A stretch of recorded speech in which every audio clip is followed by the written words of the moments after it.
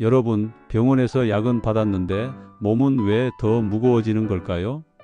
혈압약을 먹고 혈당도 신경 쓰고 짠 음식도 줄여보는데 아침마다 손이 붓고 발목이 답답하고 식사만 하면 머리가 멍해지는 분들이 많습니다.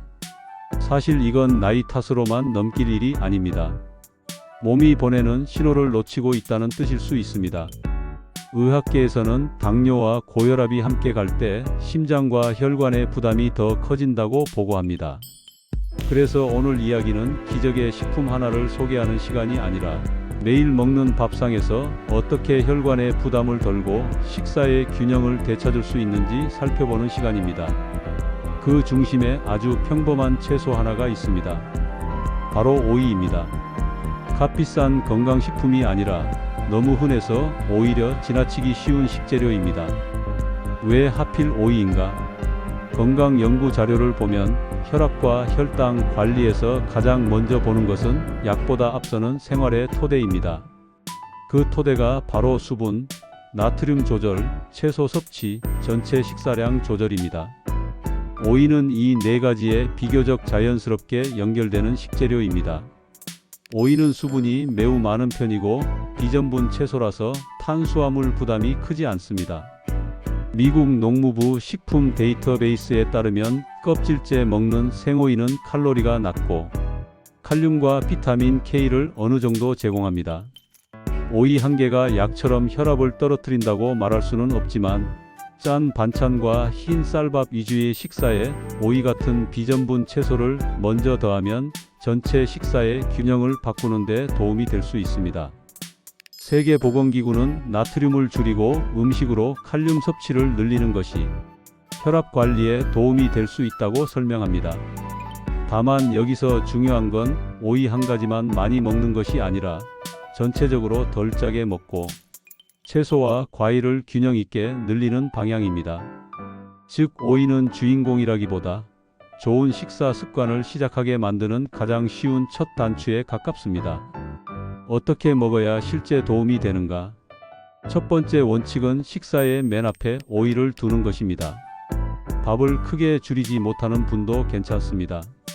식사를 시작할 때 오이 무침이나 생오이 혹은 기름기 적은 오이 샐러드를 먼저 먹으면 위에 먼저 부피가 생기고 그 다음 들어오는 탄수화물의 양을 조금 더 차분하게 조절하기 쉬워집니다. 미국 당뇨병협회도 비전분 채소를 식사의 절반 가까이 채우는 방식이 혈당 관리에 도움이 될 수 있다고 안내합니다.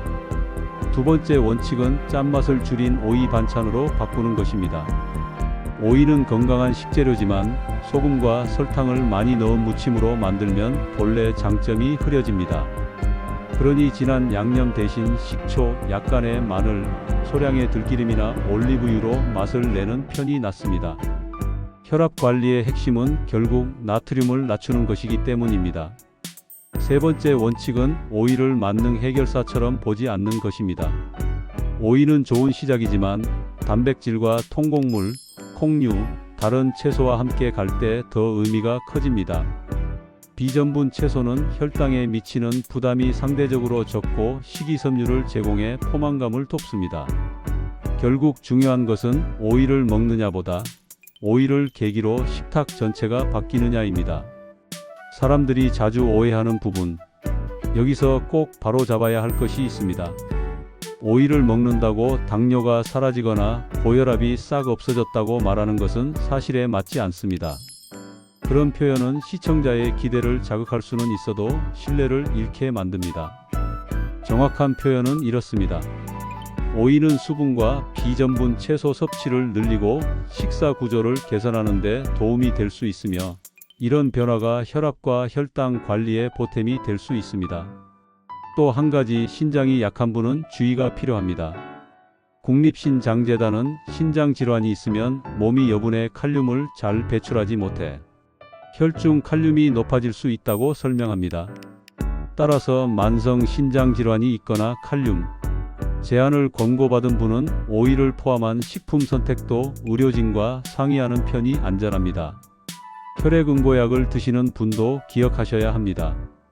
비타민 K는 혈액응고와 뼈 건강에 중요한 영양소인데 관련 약물을 복용 중인 분은 특정 채소를 갑자기 많이 늘리기보다 섭취량을 일정하게 유지하는 것이 중요하다고 미국 국립보건원 자료는 설명합니다.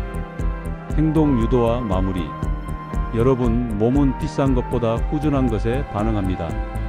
오늘부터 식탁에서 단 한 가지만 바꿔 보십시오. 밥을 먼저 먹는 대신 채소를 먼저 드시고 그 채소를 가장 손쉽게 시작할 수 있는 오이로 바꿔 보십시오. 짜게 먹던 습관을 조금 줄이고 식사의 절반을 비전분 채소로 채우는 연습을 시작해 보십시오.